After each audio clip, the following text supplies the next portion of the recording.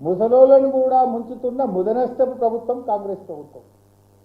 దివ్యాంగులను కూడా ఢోకా చేసిన దిక్కుమాలిన ప్రభుత్వం ఈ కాంగ్రెస్ ప్రభుత్వం.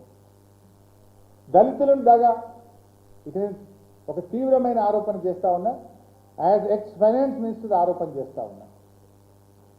కేసీఆర్ గారు ఒక గొప్ప పాలసీ తెచ్చింది, ఎస్సీ/ఎస్డిఎఫ్, ఎస్టీ/ఎస్డిఎఫ్.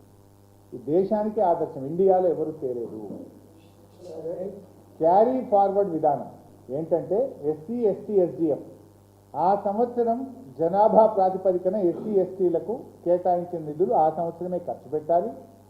బై ఛాన్స్ ఖర్చు పెట్టకపోతే నెక్స్ట్ ఇయర్కు క్యారీ ఫార్వర్డ్ అయి వచ్చే సంవత్సరం ఇది అది కలిపి ఖర్చు పెట్టాలని కేసీఆర్ గారు తెచ్చారు.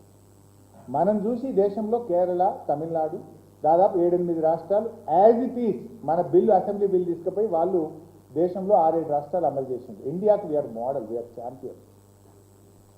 నేను బాధతో చెప్తా ఉన్నాను, మరి బట్టి గారు ఒక దళిత బిడ్డ, ఆయన కొంత సోషల్గా ఉందని నేను భావించిన, కానీ ఇప్పుడు ఆచరణ చూసిన తర్వాత ఆయన క్యాపిటలిస్ట్ అనేది నాకు అనిపిస్తూ ఉంది.